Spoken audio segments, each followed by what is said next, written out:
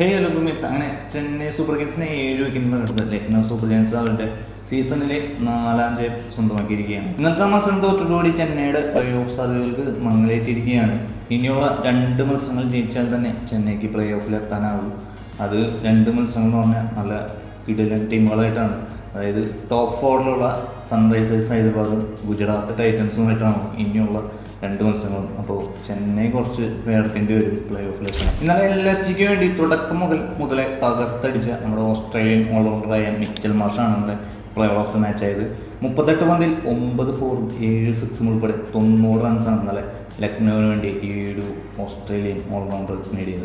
ഇന്നലെ മിച്ചൽ മാർഷിന്റെ കൂടി ഒരാൾക്ക് കൂടി പ്ലെയർ ഓഫ് ദ മാച്ച് കൊടുക്കായിരുന്നു. അത് മറ്റൊരല്ല, CSKയുടെ പേസ് ബോളറായ അൻഷുൽ കമ്പോജിന്. വെറും 2.4 ഓവറിൽ പുള്ളി വിട്ടുകൊടുത്തത് 63 റൺസാണ്. ലക്നൌവിനെ എളുപ്പത്തിൽ വിജയത്തിലെത്തിക്കാൻ സാധിച്ചതും ഈ ഒരു ബോളിംഗ് പ്രകടനം കൂടിയാണ്. അൻഷുൽ കാമ്പോജിന്റെ കമ്പോജം അടിച്ചു പൊളിച്ചെന്ന് പറയാം. നിക്കോളസ് പൂരനും അതുപോലെ മിച്ചൽ മാർഷും ചേർന്നു 23.6 അൻഷുൽ കാമ്പോജിന്റെ എക്കണോമി വരുന്നത്. ഇതിനു മുമ്പ് ചെന്നൈയുടെ തന്നെ ബോളറായ ഗലീൽ അഹമ്മദ് 65 റൺസ് വിട്ടുകൊടുക്കുന്നുണ്ട്. ആ ഒരു റെക്കോർഡിനൊപ്പത്താനും അൻഷുൽ കാമ്പോജിന് നല്ല സാധിച്ചിട്ടുണ്ട്. എനിക്ക് തോന്നുന്നു ഗലീൽ അഹമ്മദ് 4 ഓവറിലായിരിക്കും ഒരു പക്ഷേ 65 റൺസ് വിട്ടുകൊടുത്തത്. പുള്ളി പക്ഷേ 2 പോയിന്റ്, അതായത് 3 ഓവർ പോലും പൂർത്തീകരിച്ചില്ലേ. അപ്പൊ നമുക്ക് ഇന്നലെ നടന്ന മാച്ചിന്റെ കൂടുതൽ വിശേഷങ്ങൾക്ക് ഇടാം. അതിനു മുമ്പ് ഞാൻ ഒരു ചെറിയ സംഭവം നിങ്ങൾക്ക് കാണിച്ചു തരാം.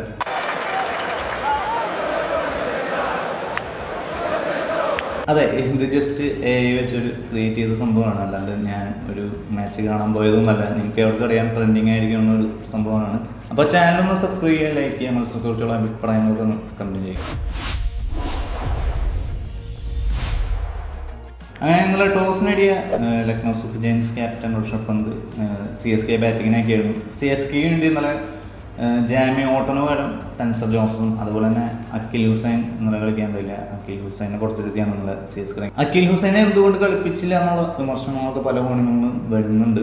അഖിൽ ഹുസൈൻ അത്യാവശ്യം നന്നായി ബോൾ എറിഞ്ഞ് വിക്കറ്റുകളൊക്കെ വരുന്ന ഒരു പ്ലെയറാണ്. എസ്പെഷ്യലി പവർ പ്ലേയിലൊക്കെ നന്നായി യൂസ് ചെയ്യാൻ പറ്റിയ ഒരു സ്പിൻ ബോളർ തന്നെയായിരുന്നു അഖിൽ ഹുസൈൻ. അഖിൽ ഹുസൈനെ ഉപയോഗിച്ചെങ്കിൽ ഒരു പക്ഷേ മിച്ചൽ മാർഷ്, ജോഷ് ഇംഗ്ലീഷ് ആ ഒരു പാർട്ട്ണർഷിപ്പ് അവിടെ വരില്ലായിരുന്നു എന്ന് എനിക്ക് തോന്നി. അങ്ങനെ CSKയുടെ ഓപ്പണേഴ്സായിട്ട് നമ്മുടെ സഞ്ജു സാംസണും ക്യാപ്റ്റൻ ഗെയ്ക്വാദും കൂടി വരുന്നു. പവർ പ്ലേ തന്നെ സഞ്ജു, അതുപോലെ തന്നെ ഋതുരാജ് ഗെയ്ക്വാദ്, ഉർവിൽ പട്ടേൽ എന്നിവരെ പുറത്താക്കി ആകാശ് മഹാരാജ് സിംഗ്, അത് ലക്നൌവിന് വേണ്ടി ഈ സീസണിൽ ആദ്യമായിട്ട് കളിച്ചിറങ്ങിയ ആകാശ് മഹാരാജ് സിംഗ്, ഈ 3 പേരും പുറത്താക്കി ലക്നൌവിനൊരു മികച്ച തുടക്കം സമ്മാനിക്കുകയായിരുന്നു. പുള്ളി വിക്കറ്റ് എടുത്തതിന് ശേഷം നല്ല പോക്കറ്റ് ചെയ്യുന്ന ഒരു പേപ്പറൊക്കെ എടുത്ത് ഇതുപോലെ അങ്ങനെ കാണിക്കുന്നുണ്ടായിരുന്നു. അതിലെന്താ എഴുതിയേക്കും അറിയില്ല. ഇപ്പോഴത്തെ റീസൺ പുതിയ കളിക്കാരൊക്കെ വിക്കറ്റ് സെലിബ്രേറ്റ് ചെയ്യുന്നത് ഇങ്ങനെയാണ്. അതായത് പോക്കറ്റ് ചെയ്യുന്ന ഒരു പേപ്പർ കഷ്ണം അങ്ങനെ കാണിച്ചിട്ട് എന്തൊക്കെ സംഭവമാണ്. അങ്ങനെ 52-3 എന്ന നിലയിൽ തകർന്ന CSK 4ാം വിക്കറ്റിൽ ഒത്തുചേർന്ന കാർത്തിക് ശർമ്മയും ഡിവാൽ ബ്രൂസും ചേർന്ന് ചെന്നൈ സ്കോർ 100 കടത്തുകയായിരുന്നു. ഇരുവരും കൂടി 4ാം വിക്കറ്റിൽ 70 റൺസാണ് കൂട്ടിച്ചേർത്തത്. ഡിവാൽ ബ്രൂസ് ഇന്നലെ അത്യാവശ്യം ഒരു ഭേദപ്പെട്ട ഇന്നിങ്സാണ് കളിച്ചത്. 6 ബോളിൽ തന്നെ 6 അടിച്ചാണ് തുടങ്ങിയെങ്കിലും 15ാം ഓവറിൽ മുഹമ്മദ് ഷമി ഡിവാൽ ബ്രൂസിനെ പുറത്താക്കി ആ ഒരു പാർട്ട്ണർഷിപ്പ് അവിടെ ബ്രേക്ക് ചെയ്യായിരുന്നു. ഡിവാൽ ബ്രൂസ് ഇന്നലെ 25 റൺസാണ് ഇന്നലെ ചെന്നൈക്ക് വേണ്ടി നേടിയത്. ഈ റീസെൻറ്റ് ഇന്നിങ്സ് വെച്ച് നോക്കുമ്പോൾ ഒരു ഭേദപ്പെട്ട ഇന്നിങ്സ് ഇന്നലെ ഡിവാൽ ബ്രൂസിൻ്റെ ഭാഗത്തു നിന്ന് കണ്ടു. പിന്നീട് തകർത്തടിച്ചു വന്ന കാർത്തിക് ശർമ്മ 16ാം ഓവറിൽ സമത് വിക്കറ്റോടുകൂടി ചെന്നൈ ഒന്ന് പതറി. കാർത്തിക് ശർമ്മ ഇന്നലെ 42 പന്തിൽ 6 ഫോറും 5 സിക്സും ഉൾപ്പെടെ 71 റൺസാണ് ഇന്നലെ ചെന്നൈക്ക് വേണ്ടി നേടി ചെന്നൈ ഇന്നിങ്സിൻ്റെ നെടുന്തൂണായി മാറിയത്. എന്നാൽ 6ാം വിക്കറ്റിൽ ഒത്തുചേർന്ന ശിവൻ ദൂബയും അതുപോലെ തന്നെ പ്രശാന്ത് ബേഡും ചേർന്ന് ചെന്നൈ സ്കോർ 187 എന്നൊരു ഭേദപ്പെട്ട അത്യാവശ്യം നല്ലൊരു സ്കോറിലേക്ക് എത്തിക്കുകയെന്നാണ് പറയുന്നത്. അവസാന ഓവറിൽ വന്ന പ്രിൻസ് യാദവിനെ 2 ഫോറും 2 സിക്സും ഉൾപ്പെടെ 23 റൺസാണ് ആ ഓവറിൽ ശിവൻ ദൂബെ നേടി ചെന്നൈയെ ഒരു മികച്ച സ്കോറിലേക്ക് എത്തിച്ചത്. ഇന്നലെ 16 പന്തിൽ 32 റൺസാണ് ഇന്നലെ ശിവൻ ദൂബെ ചെന്നൈക്ക് വേണ്ടി നേടി അവസാന ഒരു വെടിക്കെട്ട് ഫിനിഷിങ് നടത്തി. അങ്ങനെ ചെന്നൈയുടെ ഈ ഒരു സ്കോർ മറികടക്കാനായി LSG ബാറ്റേഴ്സായ മിച്ചൽ മാർഷും ജോഷ് ഇംഗ്ലീഷും വരുന്നു. അത്യാവശ്യം ആ ഒരു പിച്ചിൽ ഇതൊരു നല്ല സ്കോറാണ്. അവിടുത്തെ ആവറേജ് ബാറ്റിംഗ് ആവറേജ് 165-170 ലക്നൌവിലൊരു ബാറ്റിംഗ് ആവറേജ് ഉണ്ട്. അതിനെ സംബന്ധിച്ച് നോക്കുമ്പോൾ അത്യാവശ്യം നല്ലൊരു സ്കോറാണ്. ചെന്നൈക്ക് ഡിഫെൻഡ് ചെയ്യാൻ സാധിക്കും എന്ന് നമ്മളൊക്കെ വിചാരിച്ചെങ്കിലും മറിച്ചായിരുന്നു കാര്യങ്ങളൊക്കെ. പവർ പ്ലേയിൽ തന്നെ മിച്ചൽ മാർഷും ജോഷ് ഇംഗ്ലീഷും കൂടി അടിച്ചെടുത്തത് 86 റൺസാണ്. ഇതിൽ കൂടുതൽ അക്രമകാരി മിച്ചൽ മാഷ് തന്നെയായിരുന്നു. 21 പന്തിൽ അർദ്ധശതകം തയ്ച്ച അദ്ദേഹം ഇന്നലെ നേടിയത് 38 പന്തിൽ 9 4ഉം 7 6ഉം ഉൾപ്പെടെ 90 റൺസ്. ഒന്നാം വിക്കറ്റിൽ ഇരുവരും കൂടി 135 റൺസിൻ്റെ പാർട്ട്ണർഷിപ്പ് കൂട്ടിച്ചേർത്താണ് മടങ്ങിയത്. അങ്ങനെ 11.4 ഓവറിൽ LSG സ്കോർ 135 കിടന്നു. അപ്പോൾ ഏകദേശം മത്സരം LSGയുടെ വരുതിയിലാണെന്ന് വേണമെങ്കിൽ പറയാം. തൊട്ടടുത്ത പന്തിൽ തന്നെ മിച്ചൽ മാഷ് ഒരു ദൗർഭാഗ്യകരമായ റണ്ണൗട്ടിലൂടെ പുറത്തുകയായിരുന്നു.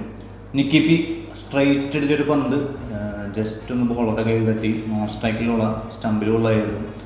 ക്രീസിന് പുറത്തായിരുന്നു മിച്ചൽ മാഷ്. അങ്ങനെ ഔട്ടായി പോവുകയായിരുന്നു. 90 റൺസ് എടുത്ത മിച്ചൽ മാഷ് ഒരു സെഞ്ചുറി അടിക്കാനുള്ളൊരു ഇതൊക്കെ ഉണ്ടായിരുന്നു.